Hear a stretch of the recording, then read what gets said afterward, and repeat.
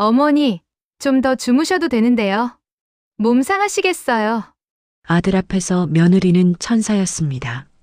하지만 아들이 집을 나서면 며느리의 얼굴은 차갑게 식었어요. 또 밥 먼저 드셨어요? 생각 좀 하고 사세요. 밥 축내는 사람 하나 더 늘었다고. 짐에 오면 서류만 넘기면 끝이니까 요양원 보내면 되지. 그때까지만 참자. 그런데 이 며느리, 낮에는 노인 인권 강사로 강단에 서서 눈물을 흘렸습니다. 노인은 존엄한 존재입니다. 시어머니는 그날부터 떨리는 손으로 휴대폰 녹음 버튼을 켰습니다. 과연 시어머니에게는 무슨 일이 있었던 걸까요? 이 이야기가 궁금하시다면 무료인 구독과 좋아요 부탁드립니다. 그리고 댓글로 여러분의 생각을 들려주세요. 그럼 지금 바로 시작하겠습니다. 81세 시어머니는 새벽 5시면 눈을 뜹니다. 공장에서 미싱을 돌리던 시절 몸에 밴 습관이었죠. 어둠 속에서 천천히 몸을 일으키는 시어머니의 손은 주름투성이었습니다. 손가락 마디마디엔 세월의 흔적이 깊게 새겨져 있었어요. 며느리 집 작은 방, 벽에 걸린 달력은 며느리가 나눠준 복지관 달력이었습니다. 빨간 날짜마다 동그라미가 쳐져 있었는데 시어머니는 그 날짜들이 무슨 의미인지 몰랐어요. 물어볼 용기도 나지 않았습니다. 방문을 조심스럽게 여는 시어머니의 손은 떨렸습니다. 문 여는 소리가 혹시 며느리를 깨울까봐 한참을 망설이다 열었거든요. 거실엔 아직 불이 꺼져 있었어요. 칠흑 같은 어둠 속에서 시어머니는 발소리를 죽이며 부엌으로 향했습니다. 냉장고를 열 때도, 물을 따를 때도, 숟가락을 꺼낼 때도 모든 동작이 조심스러웠죠. 소리를 내면 며느리가 깰까봐, 민폐가 될까봐 그랬습니다. 물 한 잔을 마시는 것도 죄를 짓는 기분이었어요. 시어머니는 냉장고 문을 열고 반찬통을 바라봤습니다. 어제 저녁 남은 반찬들이 가지런히 놓여 있었죠. 하나 꺼내 먹고 싶었지만 그럴 수 없었어요. 며느리가 아침에 일어나서 반찬이 줄어든 걸 보면 또 그런 표정을 지을 테니까요. 시어머니는 거실 소파에 조용히 앉아 창밖을 바라봤습니다. 동이 트기 시작하는 하늘은 참 아름다웠어요. 저 하늘 아래 예전에 살던 집은 어떻게 됐을까? 마당의 감나무는 아직 그대로 있을까? 그런 생각을 하며 시간을 보냈습니다. 혼자 사는 게 외로웠지만 지금처럼 눈치 보며 사는 것보다는 나았을까요? 아니, 그런 생각하면 안 됩니다. 아들이 모셔간 거니까 고마워해야죠. 아침 7시가 되자 아들 방에서 불이 켜졌습니다. 시어머니는 자세를 고쳐 앉으며 미소를 지었어요. 아들이 나왔을 때 울상을 보이면 안 되니까요. 아들은 거실에 앉아 계신 어머니를 보며 환하게 웃었습니다. 어머니, 오늘도 일찍 일어나셨네요? 좀 더 주무셔도 되는데. 어머니는 고개를 끄덕이며 조용히 미소 지었습니다. 말이 많으면 미움받는다는 걸 며느리 집에 들어온 첫날부터 배웠거든요. 아들 앞에선 행복한 척해야 한다는 것도요. 아들이 걱정할까봐, 며느리가 서운해할까봐 어머니는 늘 괜찮은 척했습니다. 그때 며느리가 부엌에서 나오며 부드러운 목소리로 말했어요. 어머님, 좀 더 주무셔도 되는데요. 몸 상하시겠어요. 이렇게 일찍 일어나시면 하루가 얼마나 길어요. 어머니는 또 고개만 끄덕였습니다. 며느리의 목소리는 참 따뜻했어요. 적어도 아들이 있을 때는요. 며느리는 식탁에 반찬을 내오며 계속 웃고 있었죠. 토마토에 설탕 뿌린 것, 달걀말이, 김치, 멸치볶음이 차례로 놓였습니다. 아들은 그런 아내의 모습을 흐뭇하게 바라봤어요. 엄마, 여기서 편하게 지내. 우리 마누라가 이렇게 잘해주잖아. 걱정 마. 어머니는 또 고개를 끄덕였습니다. 그래, 편하게 지낸다고 고맙다고 말하고 싶었지만 목소리가 나오지 않았어요. 아들 앞에서 불편한 기색을 보이면 며느리가 서운해할 거라는 생각이 먼저 들었거든요. 아들의 행복을 깨뜨리고 싶지 않았습니다. 아침 식사가 끝나고 아들이 출근 준비를 했습니다. 넥타이를 매는 아들을 며느리가 도와주며 웃었어요. 두 사람은 참 다정해 보였습니다. 어머니는 그 모습을 보며 안심했죠. 아들이 행복하면 됐어요. 자신은 좀 불편해도 괜찮습니다. 다녀오겠습니다, 어머니. 아들이 현관문을 닫고 나갔습니다. 현관문이 닫히는 순간 집안은 다시 조용해졌어요. 어머니는 작은 방으로 들어가려다 잠시 거실에 서 있었습니다. 며느리가 부엌에서 설거지를 하는 소리가 들렸거든요. 도와줄까 하다가 관뒀어요. 며느리가 싫어할 것 같았습니다. 어머니는 방문을 닫고 창밖을 바라봤습니다. 아파트 단지 사이로 보이는 하늘은 참 좁았어요. 옛날 살던 집은 마당이 있었는데 지금은 이 작은 방 창문이 전부였죠. 마당엔 감나무도 있었고 봄이면 개나리가 피었습니다. 손주들이 놀러와서 마당에서 뛰어놀던 기억도 났어요. 지금 손주들은 얼굴도 잘 못 봅니다. 며느리가 바쁘다고 하니까요. 점심시간이 되어도 어머니는 방에서 나오지 않았습니다. 며느리가 밖에 나간 건지 집에 있는 건지 알 수 없었거든요. 배는 고팠지만 부엌에 나가기가 무서웠어요. 혹시 며느리가 있다가 뭐라고 하면 어쩌나 싶었습니다. 오후 2시쯤 되어서야 어머니는 조심스럽게 방문을 열었습니다. 거실을 살피니 며느리가 없었어요. 현관에 구두가 없는 걸 보니 나간 모양이었죠. 어머니는 재빨리 부엌으로 가서 냉장고를 열었습니다. 어제 저녁 남은 밥을 꺼내 물에 말았어요. 반찬은 김치 한 조각만 꺼냈습니다. 먹는 게 티나면 안 되니까요. 후루룩 밥을 먹고 설거지를 끝낸 어머니는 다시 방으로 들어왔습니다.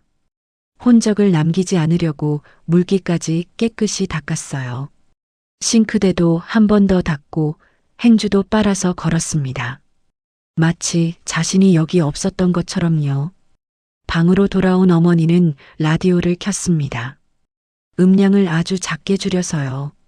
7080 가요가 흘러나왔어요. 저 노래를 부르던 시절엔 어머니도 젊었습니다.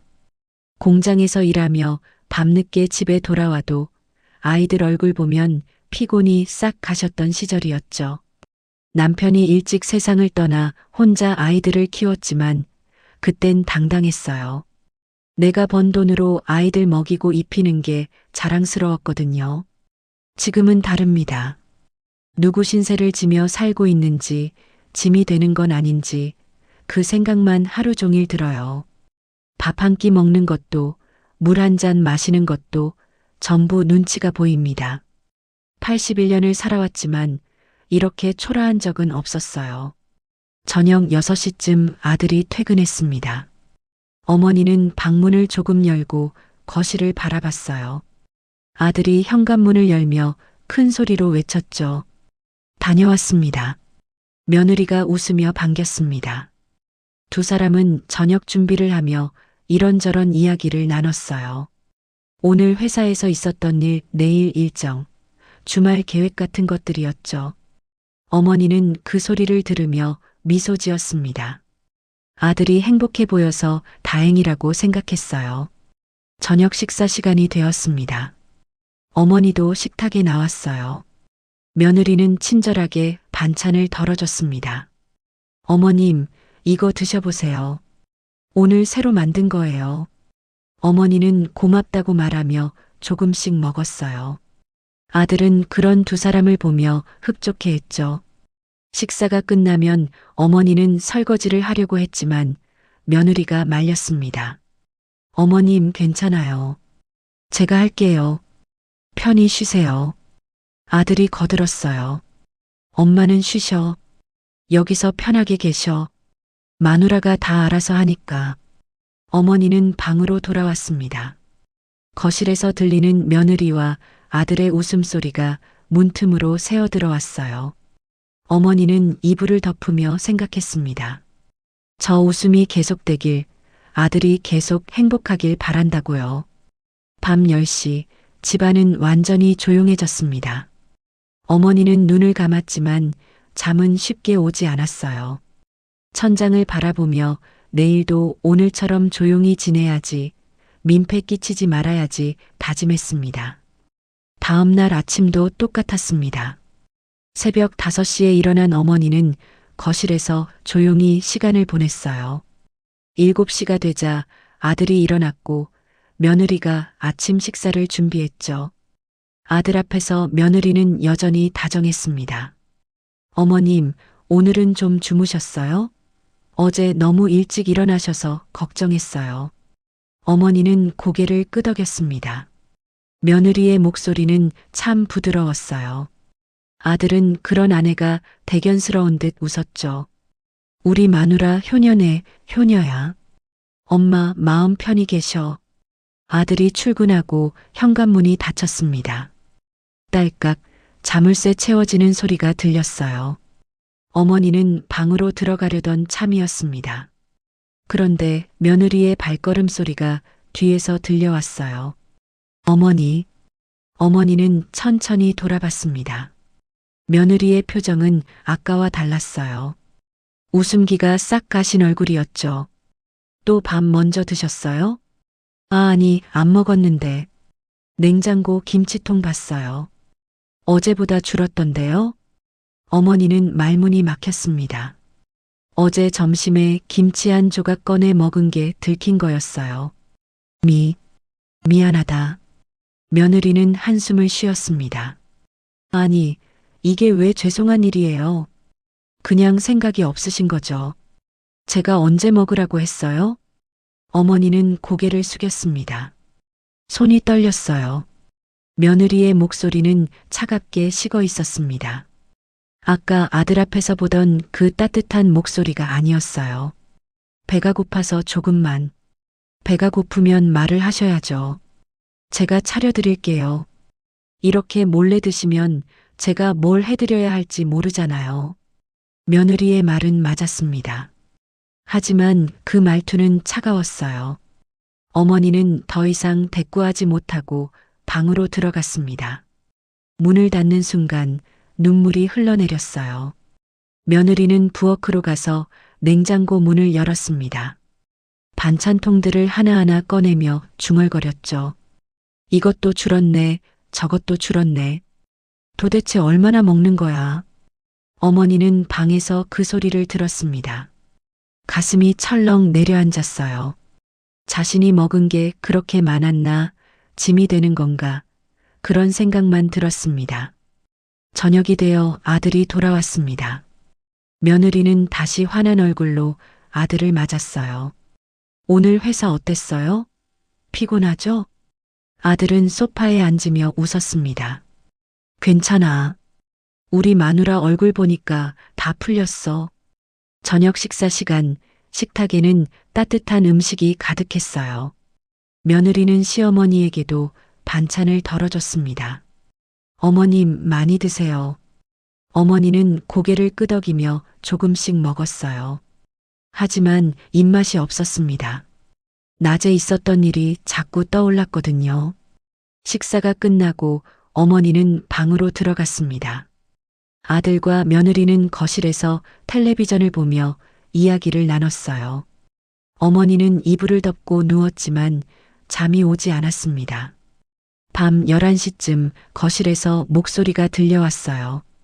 며느리의 목소리였습니다. 여보, 피곤하죠? 들어가서 자요. 응, 그래. 너도 빨리 자. 아들이 방으로 들어가는 소리가 들렸습니다. 그리고 잠시 후 며느리가 부엌에서 설거지를 하는 소리가 났어요. 어머니는 방에서 숨을 죽이고 있었습니다. 그때였습니다. 며느리의 목소리가 들렸어요. 혼잣말이었죠. 밥축 내는 사람 하나 더 늘었다고 집이 망하진 않겠지. 어머니는 가슴이 철렁했습니다. 귀를 의심했어요. 방금 뭐라고 한 거죠? 며느리의 목소리가 계속 이어졌습니다. 치매 오면 서류만 넘기면 끝이니까. 요양원 보내면 되지. 그때까지만 참자. 어머니는 이불을 움켜쥐었습니다. 손이 부들부들 떨렸어요. 눈물이 주르르 흘러내렸죠. 숨소리조차 내지 못하고 이불로 입을 막았습니다. 그날 밤 어머니는 한숨도 자지 못했어요. 며느리의 말이 귓가에서 맴돌았습니다. 밥축 내는 사람, 치매 오면 서류만 넘기면 끝, 요양원 보내면 된다는 말들이요. 새벽이 되어서야 어머니는 결심했습니다. 휴대폰을 꺼내 들었어요. 손가락이 떨려서 화면을 제대로 터치하지 못했죠. 몇 번을 시도한 끝에 녹음 앱을 찾았습니다. 누군가에게 들려주려고 한 건 아니었어요. 그저 자기 스스로 미치지 않았다는 증거가 필요했을 뿐입니다. 내가 잘못 들은 게 아니라는 걸, 내가 예민한 게 아니라는 걸 증명하고 싶었어요. 어머니는 휴대폰을 베개 밑에 넣었습니다.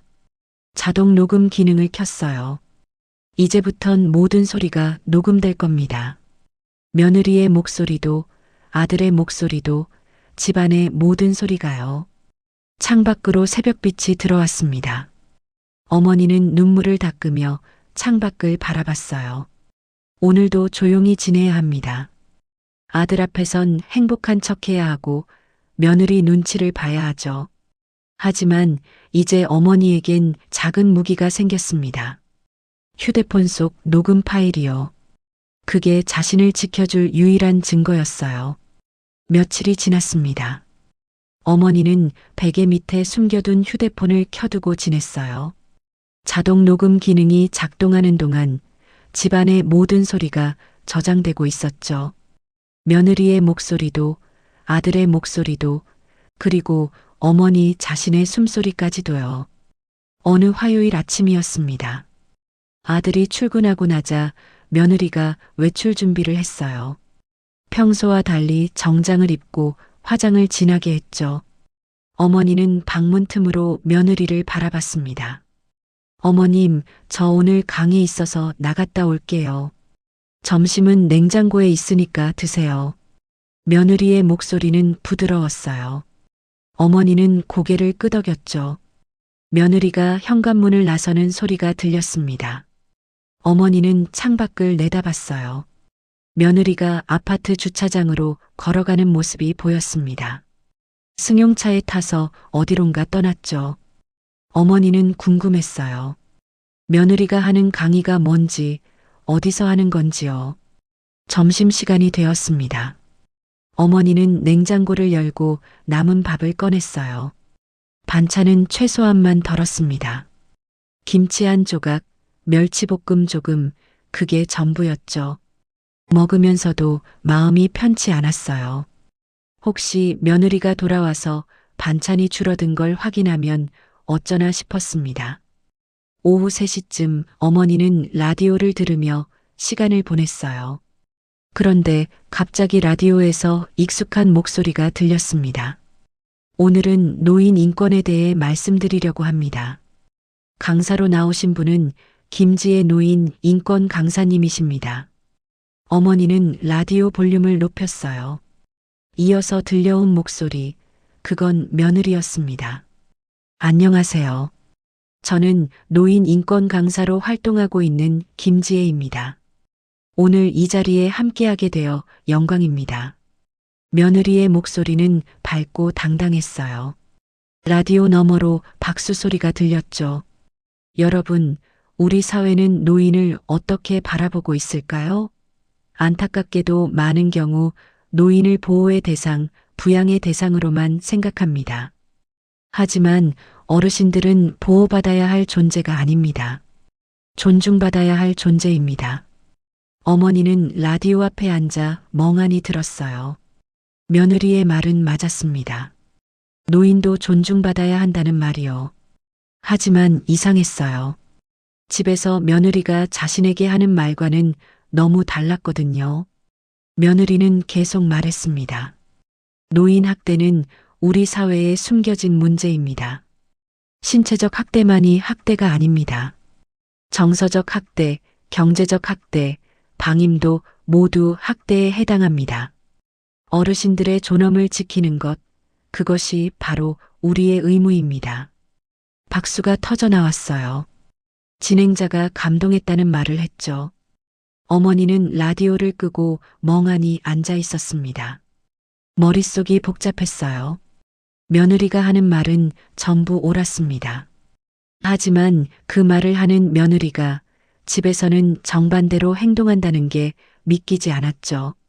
저녁 6시 며느리가 돌아왔습니다. 현관문을 열며 밝은 목소리로 말했어요. 어머님, 저 왔어요. 어머니는 방문을 열고 나갔습니다. 며느리는 피곤한 기색 없이 웃고 있었어요. 오늘 강의 잘하고 왔어요. 어머님, 점심 잘 드셨어요? 그래. 잘 먹었다. 며느리는 부엌으로 가서 냉장고를 열었어요. 반찬통들을 하나하나 확인했습니다. 어머니는 가슴이 쿵쾅거렸죠. 혹시 뭐라고 하는 건 아닐까요? 어머님, 반찬 괜찮으셨어요? 그래. 괜찮았다. 며느리는 아무 말 없이 냉장고를 닫았어요. 어머니는 안도의 숨을 내쉬었습니다. 저녁 7시 아들이 퇴근했어요. 며느리는 화난 얼굴로 아들을 맞았죠. 여보, 오늘 힘들었죠? 어서 들어와요. 아들은 소파에 앉으며 며느리를 바라봤습니다. 오늘 강의 어땠어? 좋았어요. 다들 제 이야기에 감동하더라고요. 어르신들 인권이 얼마나 중요한지 알리는 게 정말 보람 있어요. 아들은 뿌듯한 표정을 지었어요. 우리 마누라 대단해. 엄마도 여기서 존중받으며 살고 계시잖아. 며느리가 웃으며 고개를 끄덕였습니다. 당연하죠. 어머님은 우리 가족이니까요. 어머니는 그 말을 들으며 씁쓸하게 웃었어요. 가족이라는 말이 공허하게 들렸습니다. 저녁 식사가 끝나고 아들은 샤워를 하러 갔어요. 어머니는 설거지를 도우려고 부엌으로 갔습니다. 며느리가 설거지를 하고 있었죠. 내가 할게. 어머니가 조심스럽게 말했습니다. 며느리는 고개를 돌렸어요. 표정이 싸늘하게 굳었습니다. 어머니, 이 반찬 누가 했어요?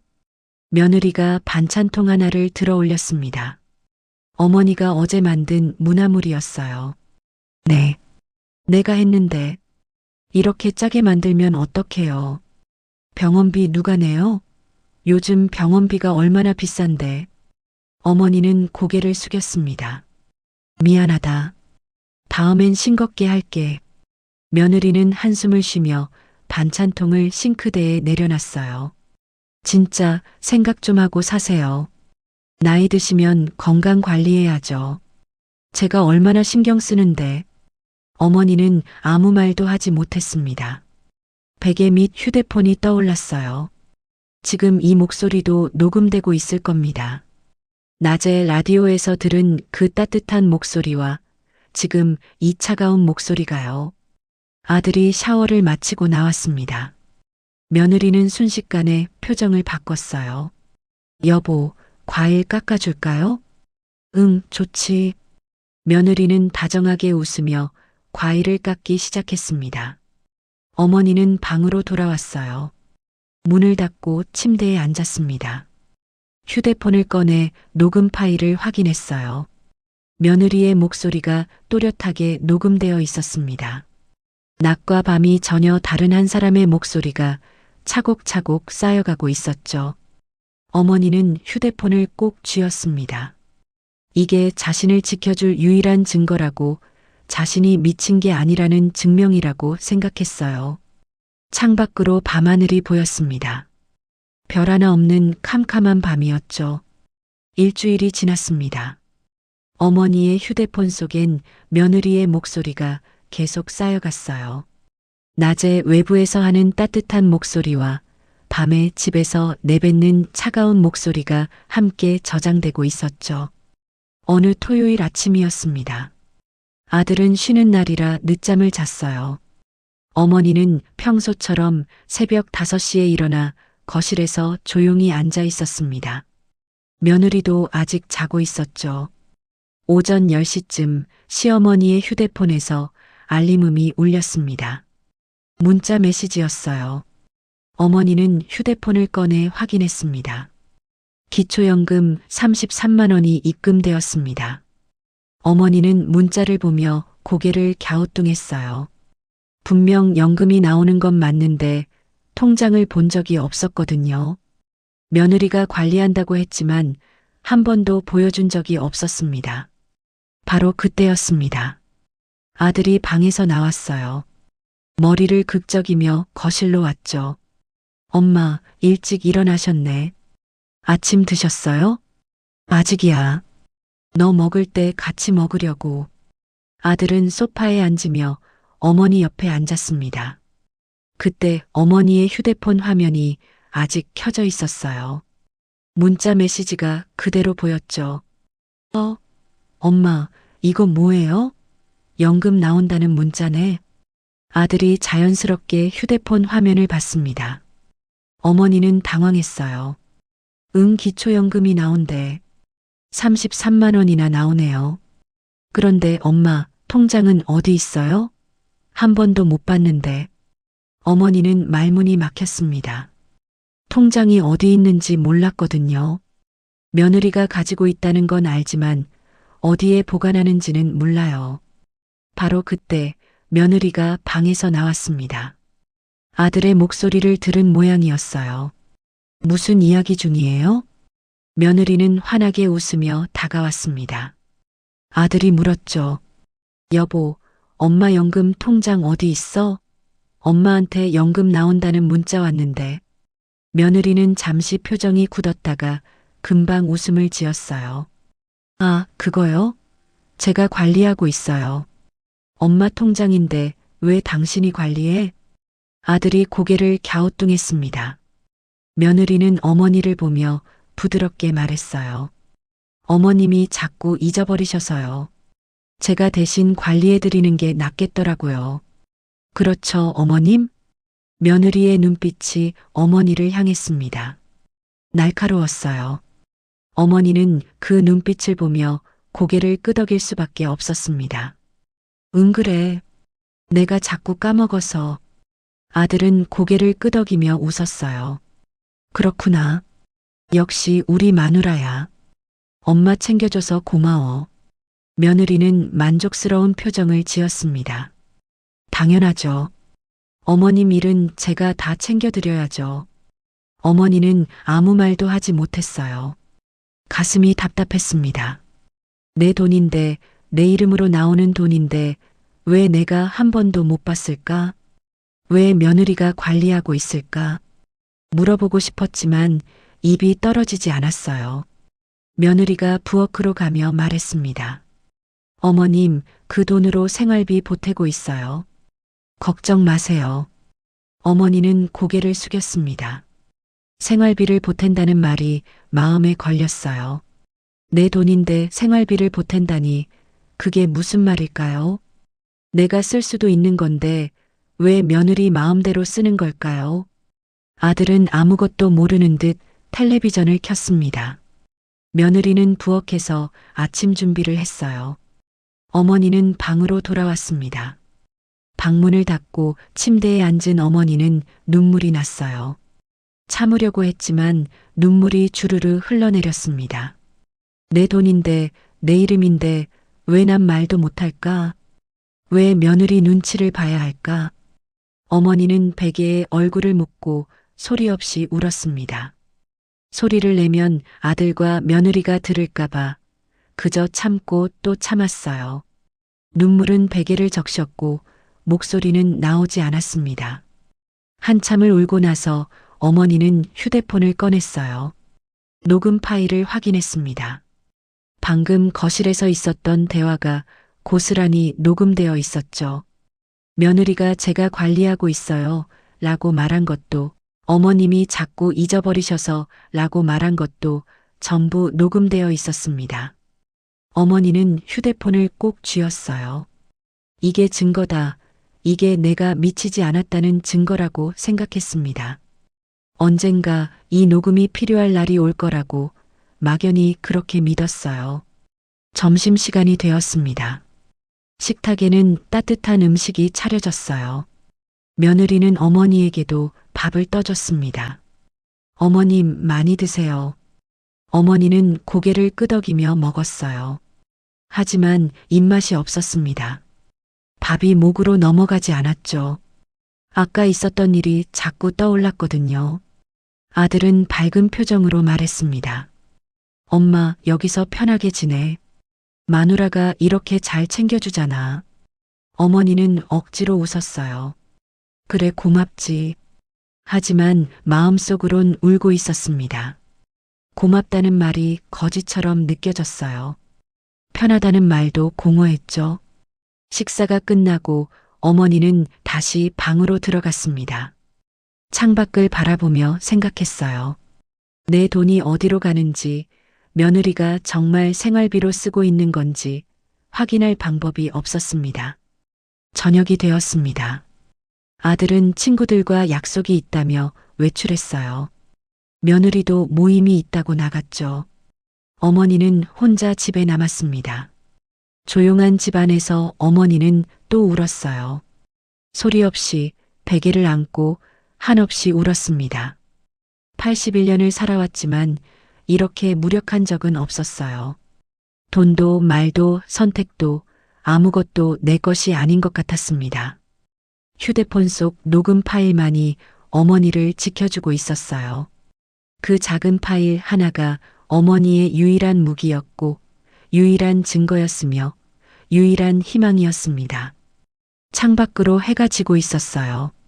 주황빛 노을이 아파트 사이로 비쳤습니다. 아름다운 풍경이었지만 어머니의 눈엔 그저 슬픈 색깔로만 보였죠. 한 달이 흘렀습니다. 어머니의 휴대폰 속엔 수십 개의 녹음 파일이 쌓여 있었어요.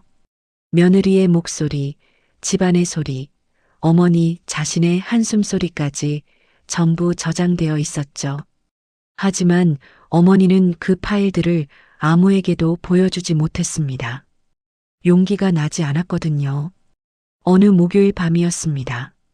아들은 회사에 급한 일이 생겨 야근을 하게 되었어요. 밤 11시가 넘어서야 집에 돌아왔죠. 현관문을 여는 소리가 조용히 들렸습니다. 다녀왔습니다. 아들의 목소리는 피곤해 지쳐 있었어요. 며느리는 이미 잠든 모양이었죠. 거실엔 불이 꺼져 있었고 방문들도 전부 닫혀 있었습니다. 아들은 조용히 신발을 벗고 거실로 들어왔어요. 목이 말랐는지 부엌으로 가서 물을 마셨습니다. 그리고 복도를 지나다가 어머니 방문 앞에서 멈췄어요. 문틈으로 미약한 불빛이 새어나오고 있었거든요. 아들은 조심스럽게 문을 두드렸습니다. 엄마, 주무세요? 대답이 없었어요. 아들은 문을 살짝 열고 안을 들여다봤습니다. 어머니는 침대에 앉아 휴대폰을 보고 있었죠. 화면을 뚫어져라 바라보고 있었어요. 엄마, 아직 안 주무셨어요? 어머니는 깜짝 놀라 휴대폰을 가슴에 안았습니다. 응. 잠이 안 와서. 아들은 방 안으로 들어왔어요. 어머니 옆에 앉으며 물었습니다. 뭐 보고 계셨어요? 아니야, 그냥 라디오 듣고 있었어. 아들은 고개를 끄덕이며 어머니의 손을 잡았어요. 엄마, 여기서 불편한 거 없으시죠? 우리 마누라가 잘해주고 있죠? 어머니는 고개를 끄덕였습니다. 하지만 눈빛은 흔들리고 있었어요. 그래, 잘해주고 있어. 아들은 안심한 듯 웃었습니다. 다행이다. 엄마가 편하게 지내시는 게 제일 중요해요. 아들이 일어서려는 순간이었습니다. 주머니에서 휴대폰을 꺼내려다가 어머니의 침대 모서리에 부딪혔어요. 그 바람에 어머니가 베개 옆에 놓아둔 휴대폰이 바닥으로 떨어졌습니다. 아, 죄송해요. 아들이 재빨리 휴대폰을 주우려고 몸을 굽혔어요. 휴대폰 화면이 켜졌습니다. 아들의 손에 휴대폰이 들려진 순간 화면에 뭔가 보였죠. 파일 목록이었습니다. 녹음 2024억 1215만 830. 녹음 2024억 1218만 1420. 녹음 2024억 1220만 2145. 연금통 장사진. 며느리 강연 영상 추천. 아들은 화면을 보며 멈췄어요. 어머니는 황급히 휴대폰을 빼앗으려 했지만 아들이 먼저 화면을 터치했습니다. 엄마, 이게 뭐예요? 아무것도 아니야. 그냥. 아들은 첫 번째 녹음 파일을 눌렀습니다. 이어폰이 필요하다는 메시지가 떴어요. 아들은 자신의 이어폰을 꺼내 연결했습니다. 재생 버튼을 눌렀죠. 이어폰에서 소리가 흘러나왔습니다. 며느리의 목소리였어요. 또 밥 먼저 드셨어요? 미안하다. 아니, 이게 왜 죄송한 일이에요? 그냥 생각이 없으신 거죠. 아들의 얼굴이 굳었습니다. 이어폰을 통해 들리는 목소리는 분명 며느리였어요. 하지만 그 목소리는 평소 아들 앞에서 듣던 그 부드러운 목소리가 아니었습니다. 아들은 다음 파일을 재생했어요. 밥축 내는 사람 하나 더 늘었다고 집이 망하진 않겠지. 치매 오면 서류만 넘기면 끝이야. 요양원 보내면 되지. 아들의 손이 떨렸습니다. 이어폰을 빼낼 수도 없었어요. 다음 파일이 자동으로 재생되었습니다. 이렇게 짜게 만들면 어떡해요? 병원비 누가 내요? 미안하다. 다음엔 싱겁게 할게. 진짜 생각 좀 하고 사세요. 아들은 휴대폰을 꼭 쥐었습니다. 다음 파일, 그 다음 파일, 계속해서 재생했어요. 며느리의 차가운 목소리가, 어머니의 떨리는 목소리가, 집안의 냉랭한 공기가 전부 이어폰을 통해 들려왔습니다. 아들은 갤러리 앱을 열었어요. 며느리 강연 영상 추천이라는 제목의 파일이 있었죠. 클릭했습니다. 영상이 재생되었습니다. 강단 위에 선 며느리가 보였어요. 마이크를 잡고 환하게 웃고 있었죠. 노인은 존엄한 존재입니다. 보호의 대상이 아니라 존중의 대상입니다. 박수가 터져 나왔습니다.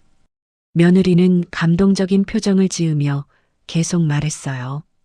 노인 학대는 절대 용납될 수 없습니다. 정서적 학대도 학대입니다. 아들은 영상을 멈췄습니다. 그리고 방금 들었던 녹음 파일을 다시 재생했어요. 며느리의 차가운 목소리가 다시 흘러나왔죠. 밥축 내는 사람. 아들은 이어폰을 빼냈습니다. 그리고 어머니를 바라봤어요. 어머니는 고개를 숙이고 있었습니다. 엄마, 이게 다 진짜예요? 어머니는 대답하지 못했어요. 눈물만 주르르 흘러내렸습니다. 엄마, 왜 나한테 말 안 했어? 왜? 아들의 목소리가 떨렸습니다. 어머니는 고개를 저었어요. 내가 힘들까봐. 뭐가 힘들어요? 엄마가 이렇게 힘든데? 어머니는 조용히 말했습니다. 늙은 사람이 말 많으면 다 싫어한다. 그 말에 아들은 할 말을 잃었어요. 가슴이 무너지는 기분이었습니다. 어머니가 이렇게 힘들었는데 자신은 아무것도 몰랐다는 게 믿기지 않았어요. 아들은 그 자리에서 주저앉았습니다. 휴대폰을 떨어뜨리고 두 손으로 얼굴을 감쌌죠. 어깨가 떨렸습니다. 엄마, 미안해요. 정말 미안해요. 어머니는 아들을 바라봤어요. 아들이 우는 모습을 처음 봤습니다. 어머니도 더 이상 참을 수 없었어요. 소리내어 울기 시작했습니다. 그날 밤 아들은 처음으로 어머니의 진짜 울음을 들었습니다. 한 달 동안, 아니 어쩌면 더 오랫동안 참아왔던 울음을요. 집안은 고요했지만 그 고요함 속에서 두 사람의 울음소리만이 울려 퍼졌습니다. 복도 저편 며느리의 방에선 불빛 하나 새어나오지 않았어요. 며느리는 깊은 잠에 빠져 있었습니다. 자신의 이중적인 모습이 드러났다는 걸 아직 모르고 있었죠. 아들과 어머니는 한참 동안 울었습니다.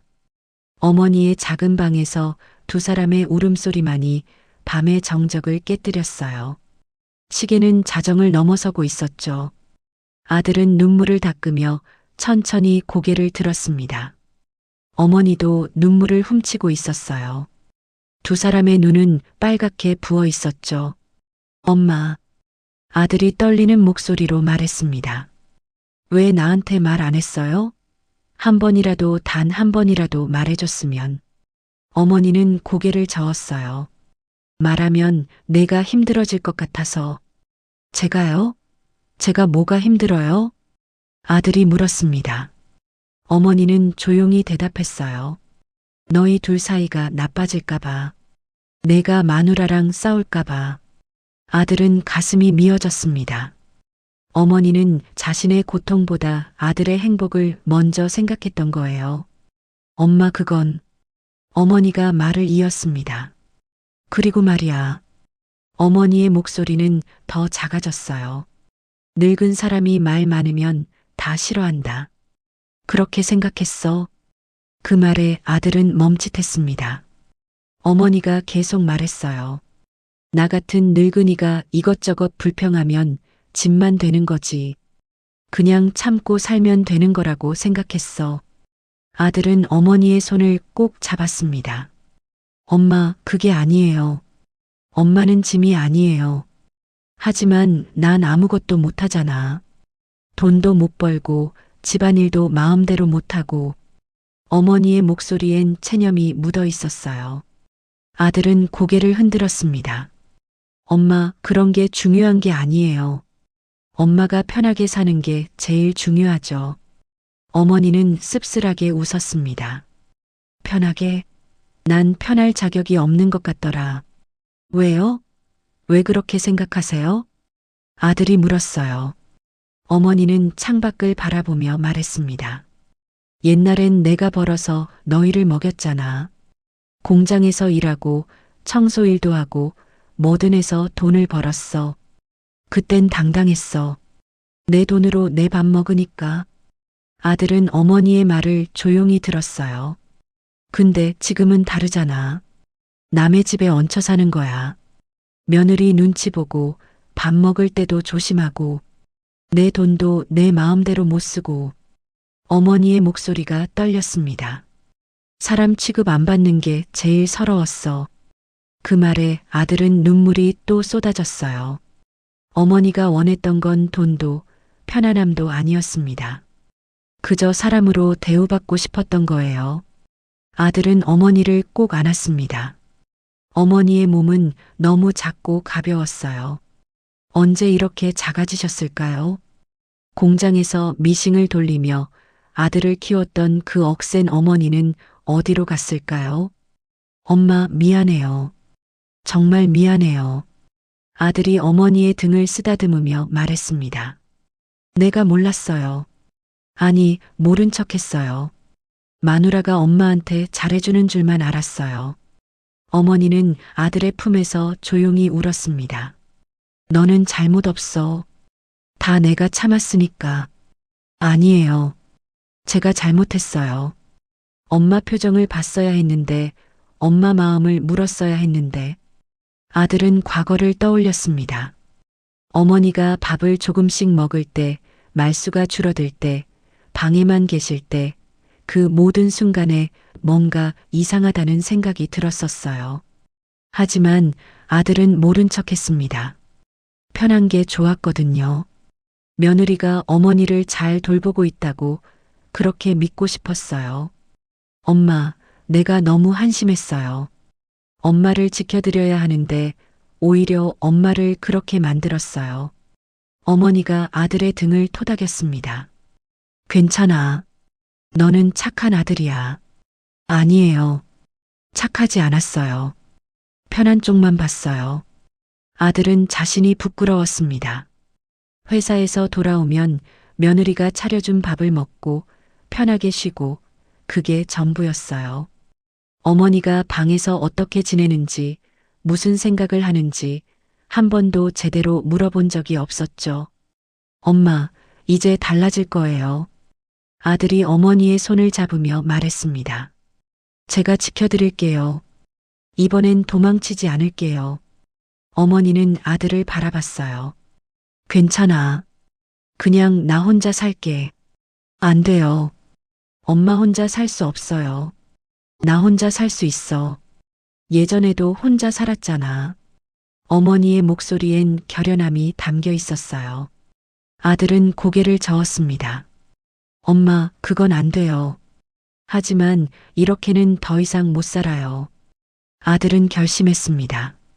어머니를 이렇게 둘 순 없었어요. 며느리와 제대로 이야기해야 했습니다. 아니, 이야기로 끝날 일이 아니었죠. 엄마, 이 녹음 파일들 제가 가져가도 돼요? 아들이 물었습니다. 어머니는 망설였어요. 뭐 하려고? 며느리한테 보여줘야죠. 이게 증거예요. 어머니는 두려운 표정을 지었습니다. 그럼 너희 둘이 싸울 텐데. 엄마, 이미 싸움은 시작됐어요. 아니, 싸움도 아니에요. 이건 잘못된 거예요. 아들은 어머니의 휴대폰을 들었습니다. 제가 알아서 할게요. 엄마는 걱정하지 마세요. 어머니는 아들을 믿기로 했어요. 이제 더 이상 혼자 참을 필요가 없었습니다. 아들이 알았으니까요. 아들이 자신을 믿어주니까요. 고맙다, 아들아. 어머니가 조용히 말했습니다. 아들은 어머니를 다시 한번 안아줬어요. 제가 고마워요. 엄마가 이렇게까지 참으셨는데. 두 사람은 한참 동안 그렇게 있었습니다. 시계는 새벽 흰시를 가리키고 있었어요. 집안은 여전히 조용했습니다. 며느리는 여전히 자고 있었죠.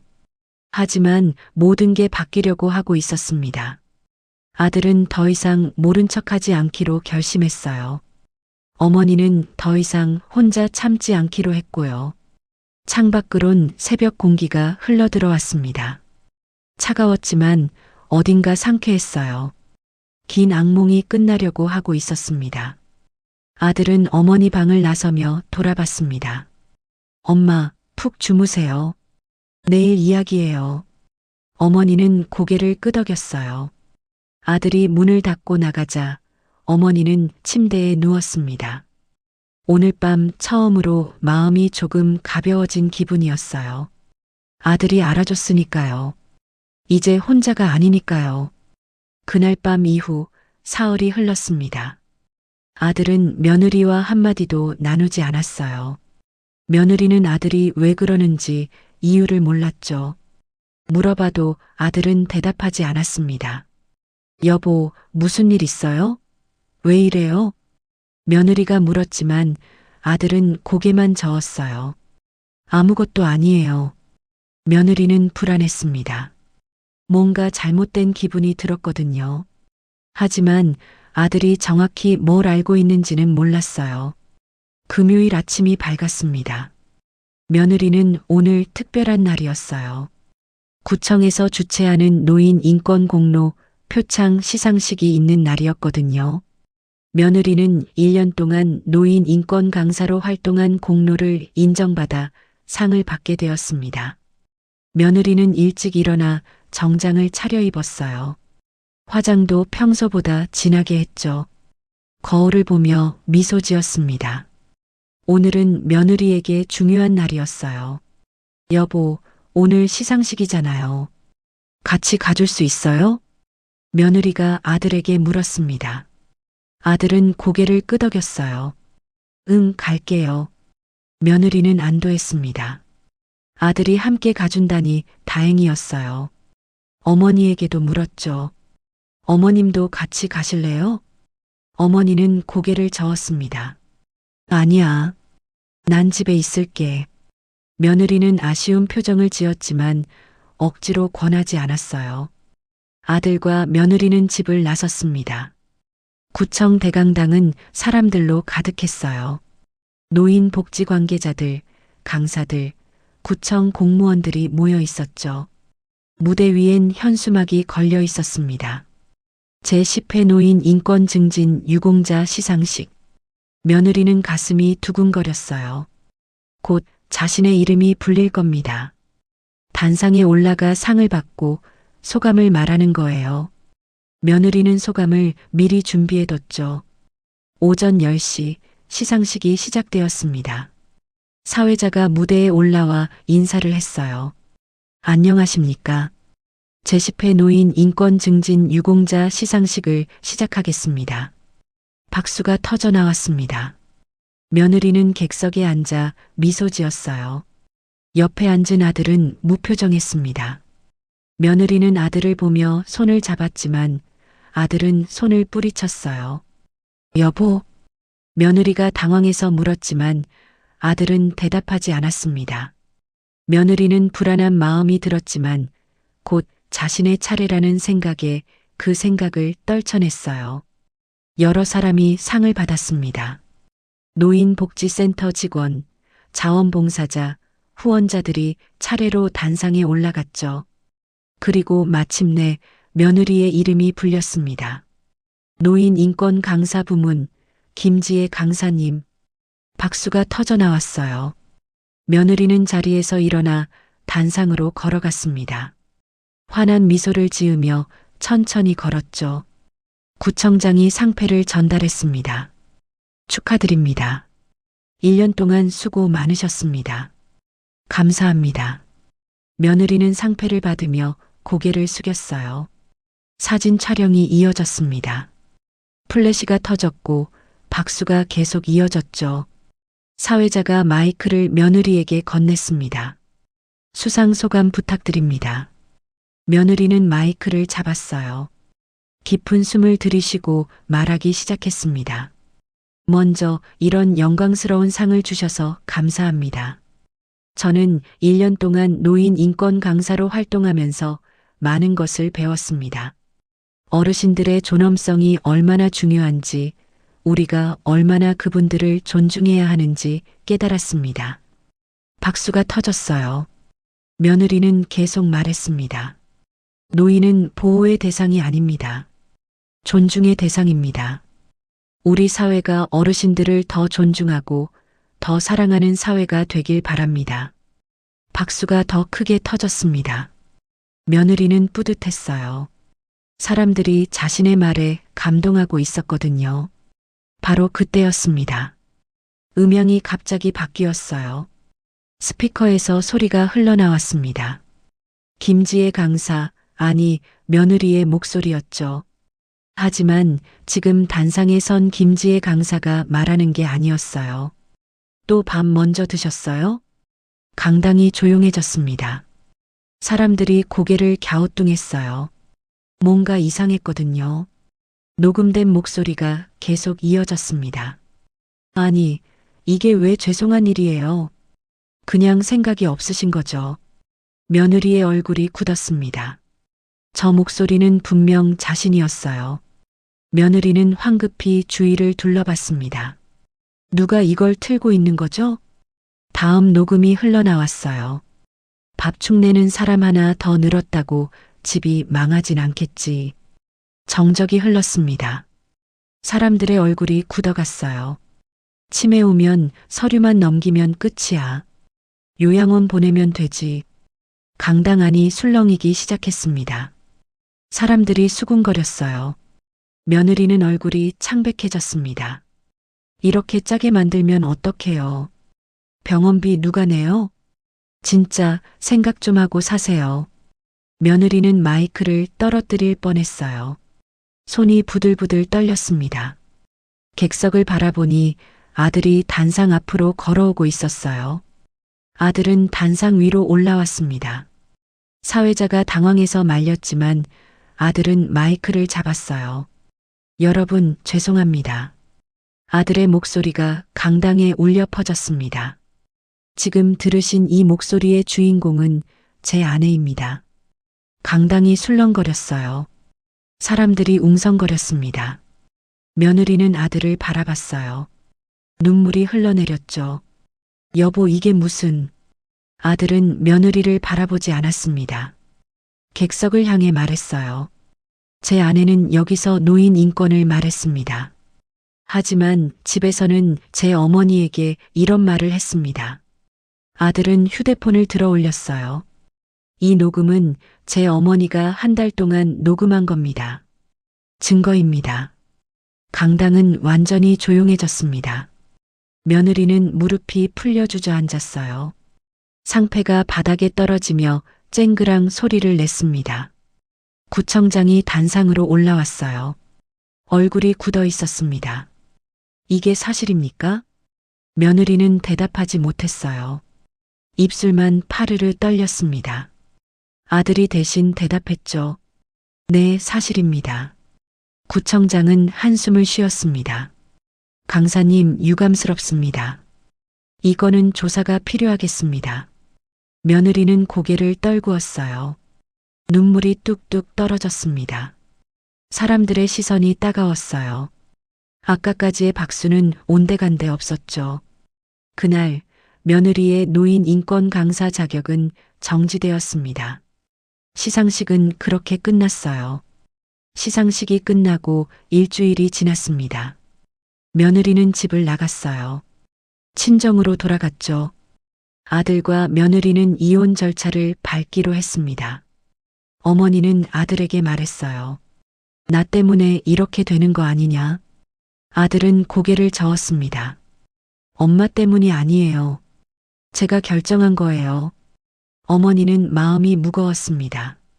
아들의 결혼이 깨진 게 자신 때문 같았거든요. 미안하다. 엄마, 미안할 거 없어요. 오히려 제가 미안하죠. 며느리가 떠난 집은 조용했습니다. 아들과 어머니 단둘이 남았어요. 아들은 어머니를 극진히 모셨습니다. 밥도 차려주고 반찬도 만들어주고 청소도 했죠. 하지만 어머니는 편치 않았어요. 아들이 회사 다니면서 집안일까지 하는 게 힘들어 보였거든요. 며칠을 지켜보던 어머니가 아들에게 말했습니다. 아들아, 나 혼자 살고 싶다. 아들은 깜짝 놀랐어요. 엄마, 갑자기 왜 그러세요? 너 혼자 나 챙기느라 힘들잖아. 나 혼자 살 수 있어. 안 돼요. 엄마 혼자 어떻게 살아요? 어머니는 고개를 저었습니다. 나 괜찮아. 예전에도 혼자 살았어. 혼자 사는 게 더 편해. 아들은 어머니의 눈을 보았어요. 어머니의 눈빛엔 결연함이 담겨 있었습니다. 진심이었어요. 엄마, 나 혼자 살면서 내가 자주 찾아와 주면 돼. 그게 더 나아. 어머니는 정말로 혼자 살고 싶었습니다. 누구 눈치 보지 않고 먹고 싶을 때 먹고 자고 싶을 때 자는 삶이요. 아들과 함께 사는 것도 좋지만 어머니는 자유가 더 필요했어요. 아들은 며칠을 고민했습니다. 그리고 결국 어머니의 뜻을 받아들였어요. 예전에 어머니가 살던 집을 다시 수리했습니다.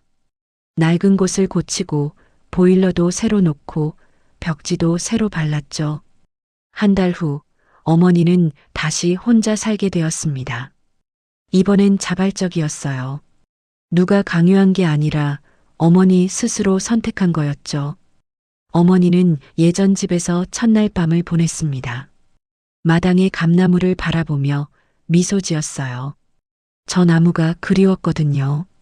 작은 방이지만 이곳은 어머니의 공간이었습니다. 매주 토요일 아들이 찾아왔습니다. 손에는 반찬 가득 담긴 통을 들고 왔어요. 엄마, 제가 만든 거예요. 맛있게 드세요. 어머니는 고맙다며 반찬을 받았습니다. 아들이 만든 음식은 서툴렀지만 정성이 담겨 있었어요. 아들은 마당에 앉아 어머니와 이야기를 나눴습니다. 엄마, 여기서 불편한 거 없으세요? 응, 편해. 혼자 있으니까 더 편해. 어머니는 진심으로 그렇게 말했어요. 혼자 있으니 눈치 볼 필요도 없고 밥 먹을 때 조심할 필요도 없었죠. 텔레비전도 마음껏 보고 라디오도 크게 틀 수 있었습니다. 엄마, 제가 못나서 엄마한테 이런 고생을 시켰어요. 아들이 고개를 숙이며 말했습니다. 어머니는 아들의 손을 잡았어요. 내가 무슨 잘못이야. 다 지나간 일이야. 아니에요. 제가 엄마 마음을 몰랐어요. 아들은 무릎을 꿇었습니다. 엄마, 이제 제가 듣겠습니다. 엄마 말씀 잘 들을게요. 어머니는 아들을 바라봤어요. 눈시울이 붉어졌습니다. 일어나거라. 무릎 꿇을 필요 없어. 엄마, 정말 미안해요. 아들이 또 사과했습니다. 어머니는 아들을 일으켜 세웠어요. 그만해. 이제 괜찮아. 엄마, 저 때문에 엄마가 많이 힘들었죠? 어머니는 조용히 고개를 끄덕였습니다. 힘들었지. 근데 말이야. 어머니는 창밖을 바라보며 말했습니다. 난 내가 미워서 운 게 아니야. 그럼요. 사람 취급 안 받는 게 서러워서 울었어. 그 말에 아들은 가슴이 미어졌습니다. 어머니는 계속 말했어요. 돈이 없어서, 집이 없어서 운 게 아니야. 사람으로 대접받고 싶었어. 그게 제일 간절했어. 아들은 눈물을 훔쳤습니다. 어머니가 원했던 건 거창한 게 아니었어요.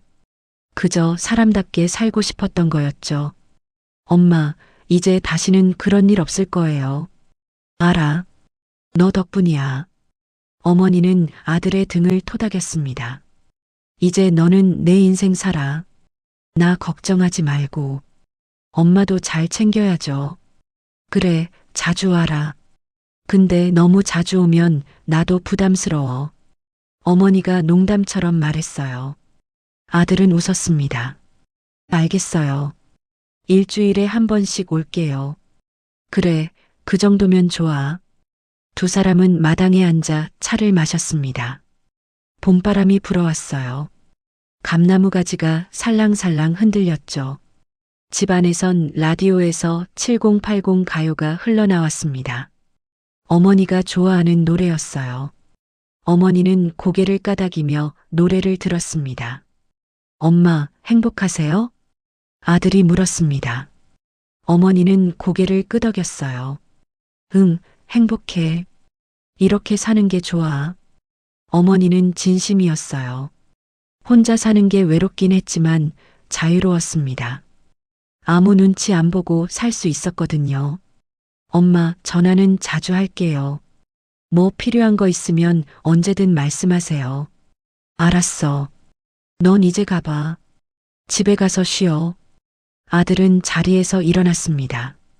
어머니도 따라 일어났어요. 대문까지 배웅을 나왔죠.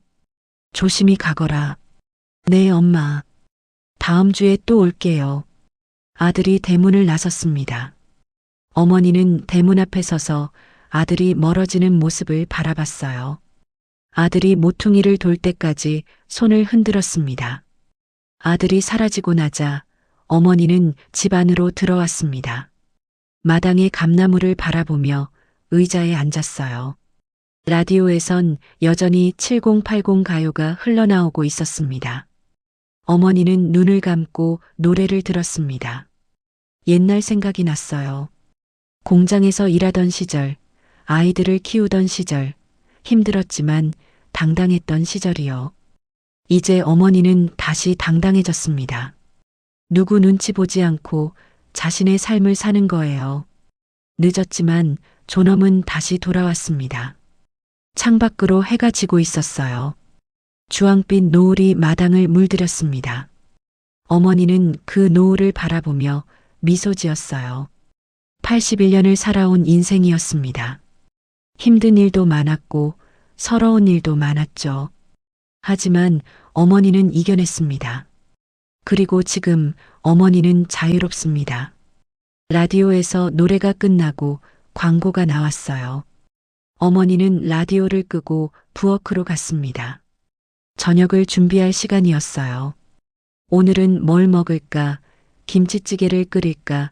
된장찌개를 끓일까? 그런 소소한 고민을 하며 어머니는 웃었습니다. 이런 평범한 일상이 어머니에겐 가장 큰 행복이었습니다. 늦었지만 되찾은 존엄 81세 시어머니의 이야기가 여러분의 마음을 울렸다면 무료인 구독과 좋아요 부탁드립니다. 혹시 여러분 주변에도 말없이 참고 계신 어르신은 없으신가요? 아니면 이중적인 모습으로 누군가를 힘들게 하는 사람을 본 적이 있나요? 작은 관심 하나가 누군가의 인생을 바꿀 수 있습니다. 침묵 속에 감춰진 진실을 외면하지 말아주세요. 댓글로 여러분의 생각과 경험을 들려주세요. 오늘도 함께 해주셔서 감사합니다. 다음 영상에서 또 만나요.